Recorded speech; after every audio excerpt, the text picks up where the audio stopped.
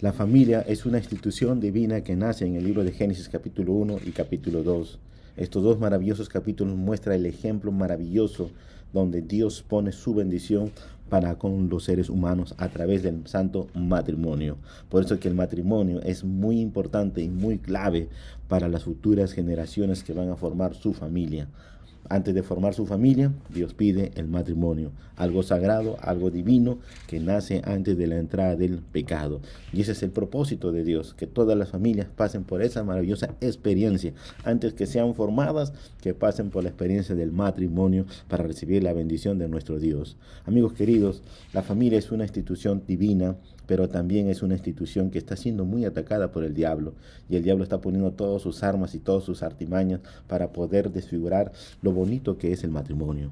Por eso que él quiere que nadie se case, que nadie tenga esa responsabilidad, ese deber y esa bendición de parte de Dios. Quiere robar la bendición del cielo para las familias, pero sigamos nosotros entendiendo que lo que dice la palabra de Dios llega a ser algo muy importante y muy especial. Debemos de cuidar por eso algo especial y algo único que Dios pone siempre en donde, en nuestro corazón, por medio de la fe, de la palabra de Dios, y que hace que eso siga siendo vigente por lo que dice la palabra de Dios y por la obediencia que cada uno de nosotros vamos a tomar en este maravilloso libro que es la palabra de nuestro Señor Jesucristo. Mis amigos, gracias a Dios ya estamos en la lección de la escuela sabática de este nuevo trimestre que prácticamente ya se está terminando, porque esta es la lección del capítulo 12 y ya la siguiente semana el capítulo 13 y se acaba la lección de la escuela sabática. Pero ya que estamos en los últimos capítulos de esta semana, de esta lección, vamos a estudiar una historia muy bonita que va a ser muy importante en nuestra relación con los demás. Pero para eso vamos a orar, para que Dios nos acompañe, nos ayude y nos guíe en el momento de poder entender este maravilloso mensaje. Entonces te invito, donde te encuentres en este momento, que leves una oración silenciosa a Dios con tu corazón, y Dios, que lo escucha todo, lo mira todo, va a escuchar y va a responder maravillosamente tu oración en el nombre de Jesús. Vamos a orar. Querido Dios que estás en los cielos, bendice, Señor, a mis amigos, a todas las personas lindas y maravillosas donde se encuentran en este momento, y bendice, Señor, tu palabra en tu nombre maravilloso. En Jesús oramos. Amén. Bueno, como ya hemos dicho, estamos en la lección número 12, y la lección número 12 lleva como título Vivir en comunión con los demás. Vivir en comunión con los demás. Ese es el título de la lección de esta semana. Y vamos a leer el texto bíblico que tenemos para esta semana. Que su palabra sea siempre agradable, sazonada con sal, para que sepan cómo conviene responder a cada uno. Libro de Colosenses capítulo 4 versículo 6. En los capítulos de Colosenses capítulo 3 y capítulo 4, a inicios, contiene una serie de normas de convivencia para el hogar. Pablo resume cómo deben comportarse los cónyuges, cómo deben comportarse los hijos, cómo deben comportarse los padres y los siervos, y también los amos a la luz del Evangelio. Como veremos en este estudio de la lección de esta semana, el apóstol Pablo es imparcial en su exposición. Tiene instrucciones muy claras y muy específicas para cada uno de estos grupos y pretende que cumpla con sus deberes como una demostración de su fidelidad a Dios. En una de sus cartas, Pablo, escribiendo al libro de Efesios, Pablo dice: esposos, amad a vuestras esposas, así como Cristo amó a la iglesia y se entregó a sí mismo por ella para santificarla. Por lo tanto, los esposos deben amar a sus esposas como a sus propios cuerpos. El que ama a su mujer, así también se ama.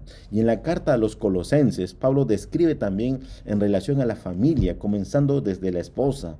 Por eso que se espera que las esposas reconozcan y respeten la autoridad de sus esposos, como conviene en el Señor. Y los hijos también deben de obedecer a sus padres, porque esto también es un mandato, porque esto agrada al Señor. Y también los siervos deben obedecer a sus amos terrenales.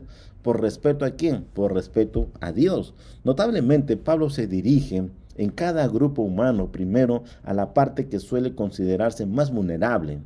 Los mandatos dirigidos en esta maravillosa parte van acompañados de órdenes específicas para quienes tienen poder, para que no abusen de este, sino que utilicen sabiamente. Esto favorece que los vulnerables respeten de buen grado a quienes tienen autoridad. Después de abordar estas cuestiones, Pablo pasa a las exhortaciones específicas sobre la influencia externa que los creyentes pueden ejercer mediante la oración, la sabiduría y la palabra puesta en práctica al presentar su fe a los no creyentes. Por ese motivo, la lección de escuela sabática va a enfatizar estos muy importantes aspectos que son fundamentales en relación de los cónyuges, en relación de los esposos, en relación con los hijos, en relación de los padres hacia los hijos y en relación de los amos hacia los esclavos, hacia sus empleados. Entonces vamos a ver la primera parte, que es muy importante, la relación entre los cónyuges. En el Nuevo Testamento contiene varias instrucciones para el hogar cristiano. Estos códigos domésticos no tienen que ver exclusivamente con la autoridad, sino que incluyen instrucciones para que las relaciones recíprocas sean mutuamente edificantes. El mandato dirigido a las esposas para que reconozcan y respeten la autoridad de sus esposos. Y el apóstol Pablo sobre esto dice: casadas estén sujetas a vuestros esposos como conviene en el Señor. El libro de Colosenses capítulo 3 versículo 18. En otra epístola, la epístola a los Efesios, Pablo también dice lo mismo: las casadas estén sujetas a sus propios esposos como el Señor. El libro de Efesios capítulo 5 versículo 22. Por lo tanto, la expresión casadas estén sujetas a vuestros esposos ha sido objeto de mucho debate dentro de la cristiandad y dentro de la sociedad machista a lo largo de los años. Pero la expresión casadas estén sujetas a vuestros esposos no termina ahí, sino más bien con el versículo de Colosenses capítulo 3 versículo 18. Termina con esta expresión: como conviene en el Señor. Por eso que estos dos pasajes bíblicos de los Colosenses y de Efesios es casi idéntico. Casadas estén sujetas a sus esposos como al Señor. Sin embargo, antes de hacer la afirmación, las casadas que estén sujetas a sus propios esposos, Pablo dice: sean sumisos unos a otros en el temor de Dios. Eso quiere decir que no solamente las esposas están llamadas a someterse a sus esposos, sino que estos también están llamados a ser sumisos a sus esposas. ¿Por reverencia a quién? Por reverencia a Cristo. Consiguiente, en el Nuevo Testamento no enseña que las mujeres deben someterse a los hombres, ser serviles, ser subyugadas, ni satisfacer ciegamente a los caprichos o los deseos de sus esposos. Por eso el mandato de Pablo de que las esposas estén sujetas a sus esposos no debe interpretarse en el sentido de que ellas son inferiores a ellos. Por el contrario, lo implícito aquí es que la subordinación de la esposa al esposo debe ser vista como la subordinación ¿a quién? Al Señor Dios. Pues en la relación matrimonial, el esposo refleja al Señor, mientras la esposa refleja ¿a quién? A la iglesia. Tanto en Efesios como en Colosenses, la actitud que se espera de los esposos hacia sus esposas es la misma: esposos amen a sus esposas. El mandato dirigido a las esposas es casi idéntico en los pasajes paralelos. Sin embargo, el mandato dirigido a los esposos muestra una notable distinción. Esposos amen a sus esposas, así como Cristo amó a la iglesia y se entregó a sí mismo por ella. El matrimonio cristiano sano se ha caracterizado por la reciprocidad. Ambos cónyuges se consultan mutuamente, reflexionan juntos y toman decisiones en pareja. Cuando se toman decisiones que tienen implicaciones serias para toda la familia, puede ser apropiado incluir incluso a quienes, a los hijos en estos diálogos, pero los padres nunca pueden discutir delante de ellos.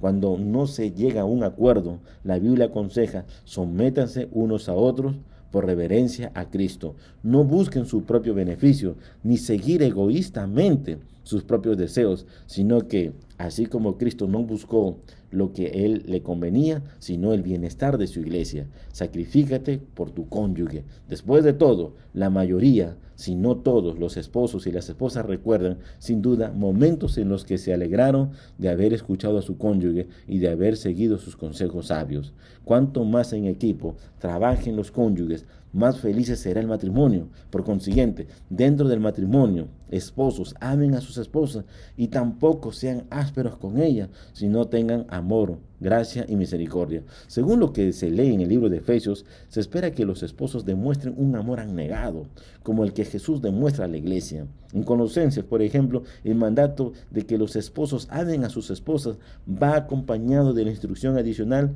de no ser ásperos, de no ser duros con ellas, sino en el temor de Dios. Por eso que el amor dentro de este maravilloso vínculo entre los esposos va a vivificar, va a solidificar y va a crear relaciones de amor, porque ¿quién está dentro de esa relación de amor entre los esposos? El Señor Jesucristo. Por eso que es muy importante, a la persona más importante de todas las personas, la única persona, nuestro Señor, nuestro Dios, es la única persona que tiene que estar dentro de este vínculo para que el matrimonio sea un matrimonio feliz, para que el matrimonio pueda seguir avanzando y siga caminando con un propósito muy importante y muy fundamental. Por eso que los hijos quieren ver algo especial de los padres. Y si los hijos miran que los padres se aman, si los hijos miran que los padres se respetan, entonces los hijos van a querer imitar cuando sean grandes ese amor. Pero aún todavía que no son grandes, son pequeños, van a imitar ese amor viviendo en unidad con su prójimo, con la persona que está alrededor. Entonces, este vínculo se va a fortalecer. ¿Por qué? Porque los padres hicieron bien las cosas, haciendo que el amor de Jesús va acompañado en sus corazones. Entonces, mis amigos, no hay que ser tiranos, no hay que tener un dominio sobre la esposa o sobre el esposo, de ninguna manera, porque eso no viene de Dios, esto viene del enemigo. Por eso que el amor vincula y nos ayuda a poder caminar con un propósito santo. Por lo demás, también se espera que las esposas respondan voluntariamente a la autoridad de sus esposos, así como también lo hacen con el Señor. Entonces son aspectos fundamentales que tenemos que tener en cuenta, que el vínculo en este punto está que el amor. El amor no crea barrera, el amor no crea yo soy mejor que tú, el amor no crea diferencias de ninguna manera, el amor no crea separación, el amor crea una unidad, de un vínculo, de una ayuda mutua, de un compañerismo, de una fortaleza, y como estamos hablando, de un equipo entre el hombre y la mujer, juntos con Jesús en esta relación familiar, van a ver que la familia de ellos va a llegar a ser una familia fuerte, una familia con grandes características especiales y esenciales, como un modelo de un ejemplo de lo que Jesús puso en Adán y Eva antes de la entrada del pecado en el jardín del Edén, en Génesis capítulo 1 y en Génesis capítulo 2. Entonces, mis amigos, ese es el ejemplo maravilloso que Jesús tiene para nuestras familias. Busquemos ese modelo de acuerdo a las instrucciones establecidas por el apóstol Pablo, y caminemos bajo esas instrucciones específicas que son muy claras en el temor de Dios, sometiéndose uno con otro por amor, entregando todo, viviendo esa unidad, y las familias de ustedes van a reconstruirse y van a mejorar y van a tener un mejor éxito en la vida de quienes, en la vida de sus hijos, en la vida de sus bisnietos, en la vida de sus nietos y en la vida de la tercera y cuarta y quinta generación. Entonces hay que caminar haciendo las cosas bien, recibiendo las instrucciones que han sido establecidas con ese maravilloso propósito. Ahora vamos a ver la relación entre los padres e hijos. ¿Cuán importante es esto? Los hijos tienen un papel muy importante como parte de la vida familiar. Necesitan saber que son amados y valorados como miembros de la familia y ciudadanos del reino celestial. El culto familiar es muy importante y muy crucial. Debe ser sencillo pero regular, matutino y vespertino. Por otro lado, los niños pueden comenzar a la edad temprana a colaborar con la limpieza y con otras responsabilidades de casa. Lo más importante es que presten atención al mandato de Pablo. Y mira lo que dice este maravilloso mensaje. Hijos, obedezcan a sus padres en todo, porque esto agrada al Señor. Libro de Colosenses capítulo 3, versículo 20. Por ese motivo, las instrucciones de Pablo para los hijos y sus padres se basan en la responsabilidades recíprocas, a semejanza de su enfoque previo respecto a los cónyuges. La exigencia de que los hijos obedezcan a sus padres tienen el origen en el quinto mandamiento de la ley de Dios, y este mandamiento de la ley de Dios es un mandamiento con promesa. Por lo tanto, este mandamiento es evidente también en el libro de Efesios, donde tras expresar un mandato prácticamente idéntico, Pablo sigue diciendo en relación al quinto mandamiento: honra a tu padre y a tu madre para que tus días se alarguen en la tierra que Jehová tu Dios te da. Libro de Éxodo capítulo 20 versículo 12. Por ese motivo se espera que los hijos no solamente sean obedientes a sus padres, sino también una fuente de dicha para ellos. Formados correctamente para el Señor, por precepto y ejemplo, los hijos serán una bendición para la familia, van a ser una bendición para la iglesia y van a llegar a ser una bendición para la sociedad. A su vez, los padres no deben de irritar a sus hijos. Existen diferentes opiniones acerca de cómo quiso decir Pablo con ese término de irritar a los hijos. Sin embargo, la forma en que los progenitores, especialmente el padre, interactúan con los hijos y los disciplinan influye profundamente en su formación espiritual. Además, el Espíritu de Profecía afirma diciendo: Satanás se complace cuando los padres irritan a sus hijos pronunciando palabras desconsideradas y airadas. Pablo advirtió acerca de esto: padres, no irriten a sus hijos para que no se desalienten. Qué bendición, mis amigos, qué bendición poder encontrar esto, de no irritar a los hijos, de hablarles con amor y de ser pacientes y de ser misericordiosos. Así como Dios se relaciona con nosotros, con gracia, con amor y misericordia, así también los padres tienen que tener esa consideración especial. Ahora, mira lo que describe en los estudios recientes sobre esto. Los estudios demuestran además que cuanto más ambos, tanto los padres, papá y mamá, los progenitores, asisten a la iglesia, en la mayor probabilidad de que los hijos sigan siendo el mismo ejemplo, a diferencia de lo que ocurre cuando solamente uno de ellos lo hace. Y más sorprendente aún es que la asistencia constante a la iglesia por parte del padre, incluso más que por la parte de la madre, incide en la permanencia de los hijos en la iglesia cuando los hijos van creciendo, cuando ya los hijos son adultos. Por lo tanto, no se puede subestimar el papel del padre en la formación espiritual de sus hijos. Es crucial que los padres tomen un serio papel muy importante, muy crucial, porque lo que están teniendo en sus manos es un regalo de una bendición de Dios. Y el libro del salmista David dice que la herencia de Jehová son los hijos que Dios da a los padres. Entonces, si el papá cumple una función fundamental en este desarrollo, el padre tiene que echarle ganas en este asunto. ¿Por qué? Porque delante de sí hay una responsabilidad. Aparte de que es un privilegio, es un honor, que es la bendición que Dios da al papá y a la mamá de ser padre, pero hay una responsabilidad, y la responsabilidad del padre en este punto crucial cumple un papel fundamental en el desarrollo y en la formación del carácter de su hijo dentro de la fe cristiana, dentro de su relación con Dios. Entonces no podemos desvincular el papel simplemente, los hijos van a ser criados y van a ser formados por la esposa y yo me ocupo en mis responsabilidades. No, son aspectos fundamentales que los dos están involucrados, y el esposo, el padre, cumple una función muy importante y muy crucial en este desarrollo espiritual, en la formación de sus hijos. Y como estaba diciendo este estudio, que cuando los hijos sean grandes, por medio del padre que demostró una fe fidedigna, los hijos no se van a apartar de ella, de la fe de Jesús. ¿Por qué? Porque tuvieron un modelo como un padre, como si Dios estaría hablándoles, ayudándolos y educándolos. Entonces aquí hay una responsabilidad muy especial. Por eso, queridos padres, los esposos, tomen parte crucial e importante en este punto, porque esto conviene al Señor, que ustedes sean ese ejemplo de bendición para con sus hijos, para con la familia que Dios les ha dado. Ahora, mis amigos, vamos a ver la relación entre los siervos y los amos. Por último, Pablo aborda la relación entre siervos y amados. Se espera que unos y otros cumplan con estos deberes a la luz de sus responsabilidades ante Dios. Se dirigen dos mandatos a los siervos. En primer lugar, deben obedecer a sus amos, por respeto a Dios. La frase por respeto a Dios se entiende comúnmente como el fundamento del mandato.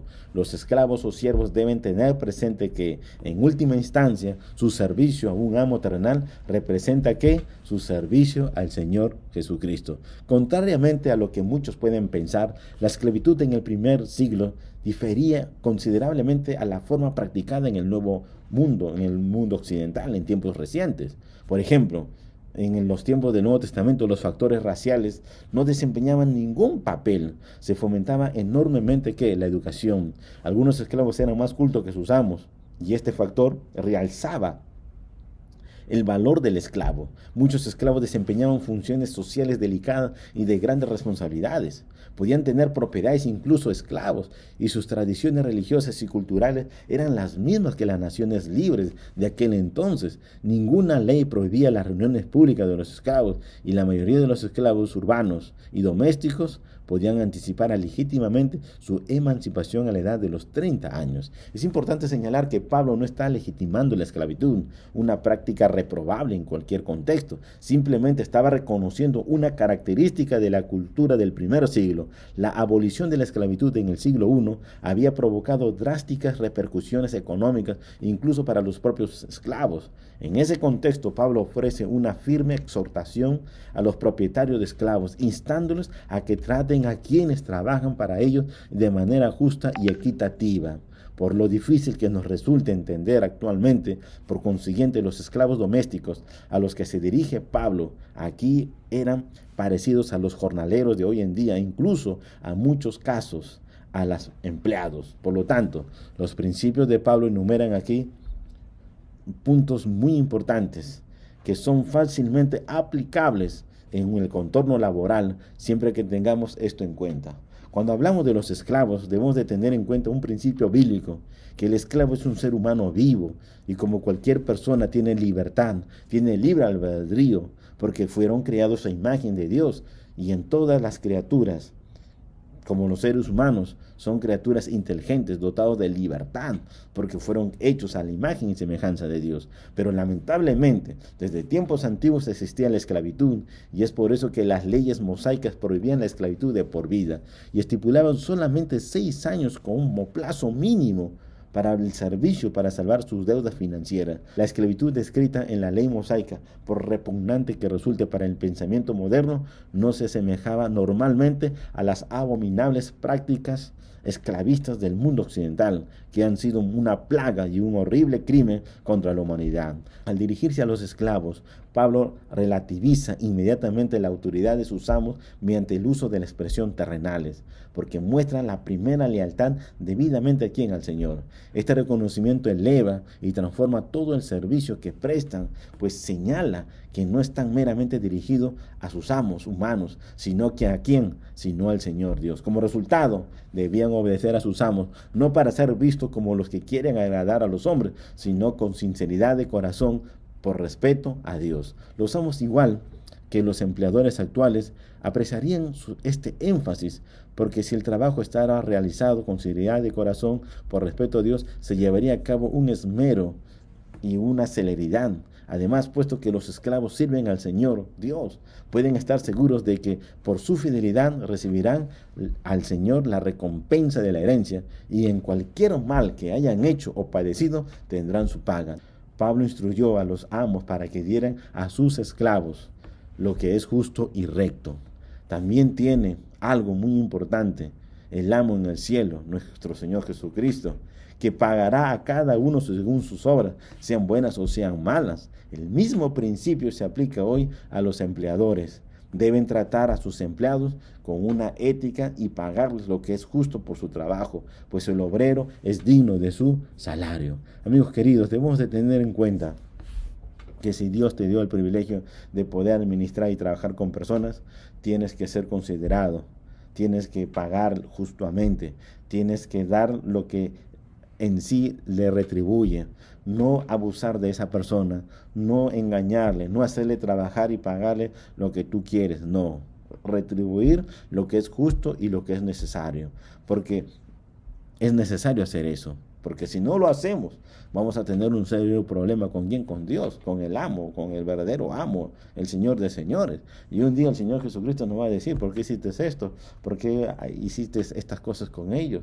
¿Por qué abusaste su situación para poder aprovecharte de eso? Mucho cuidado, mis hermanos, mucho cuidado, mis amigos.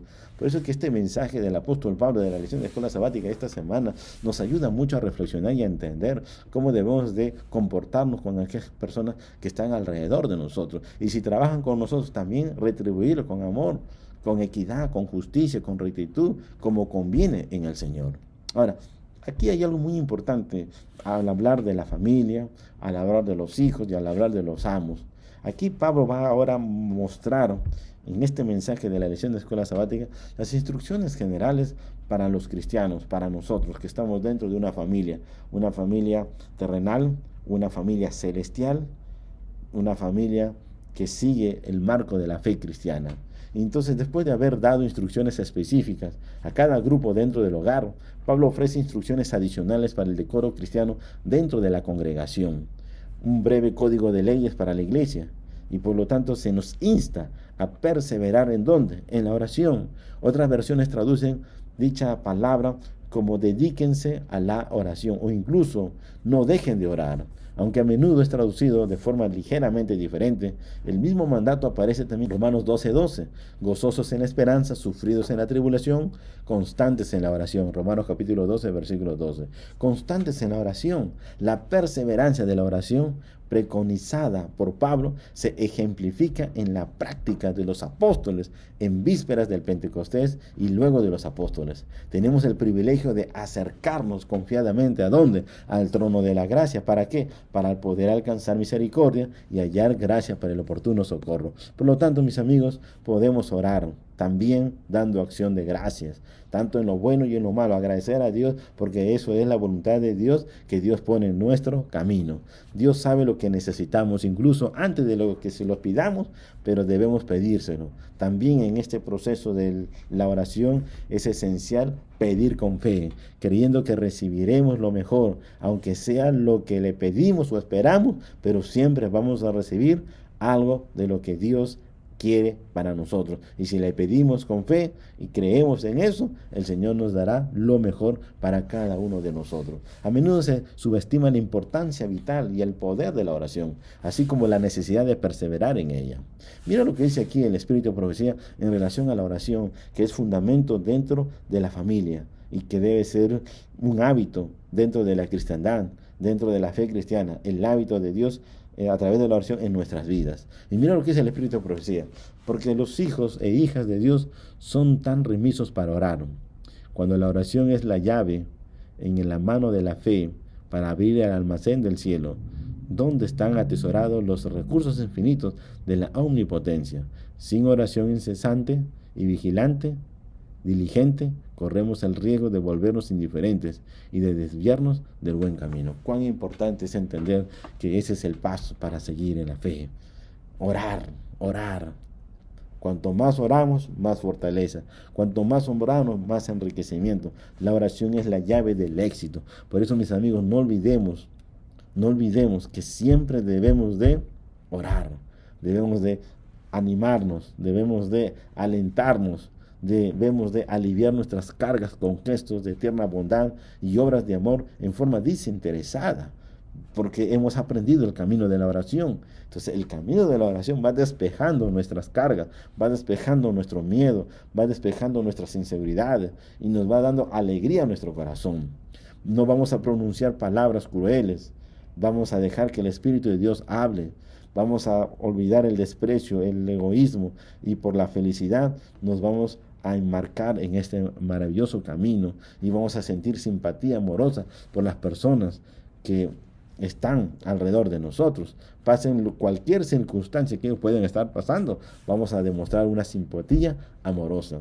Estas atentas cortesías que comienzan en el hogar y se extienden mucho más del círculo familiar, contribuyen en gran medida a la suma de la felicidad de la vida, y su descuido constituye una parte no pequeña de la miseria de la existencia.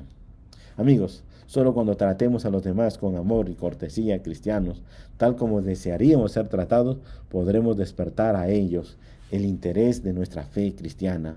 Y así como Pablo pedía que Dios le abriera la puerta para la palabra, podemos pedir y esperar que nuestras oraciones sean escuchadas. Entonces, mis amigos, que esta semana de esta lección nos ayude a cada uno de nosotros a entender que dentro de la familia, en donde estemos, seamos que seamos padres, o seamos que seamos esposos o esposas, o seamos que seamos hijos o hijas, o seamos que seamos amos o esclavos, tenemos que juntamente, todos juntos, dentro del núcleo de la familia, dejar que Jesús haga su trabajo en cada uno de nosotros y dejándonos guiar por la instrucción de la palabra de Dios para que este hogar que ha sido formado se reconstruya a un propósito divino del Señor Jesucristo. Y dentro de la familia, una familia de oración, una familia de entrega y una familia que siempre busca a Jesús de todo corazón. Mis amigos, esto ha sido el repaso de la lección de la escuela sabática.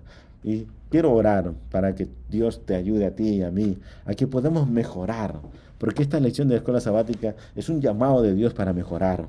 De acuerdo a la posición donde estés, tenemos que mejorar.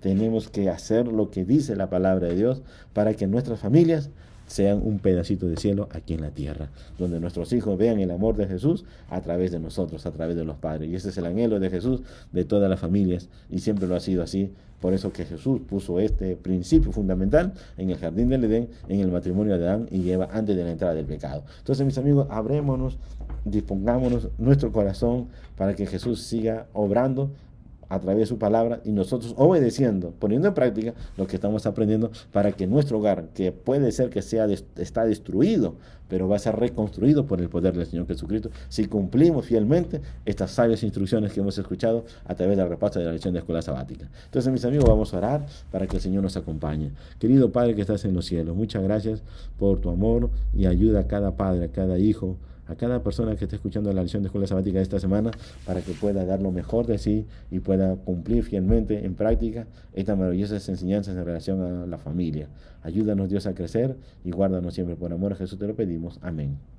Bueno, mis amigos, ya viene muy pronto la lección del nuevo segundo trimestre, creciendo en nuestra relación con Dios. Ese es el siguiente estudio de la lección de la escuela sabática que se nos viene. Que Dios te bendiga. Nos vemos la próxima semana. Dios te bendiga. Bendiciones. Bye.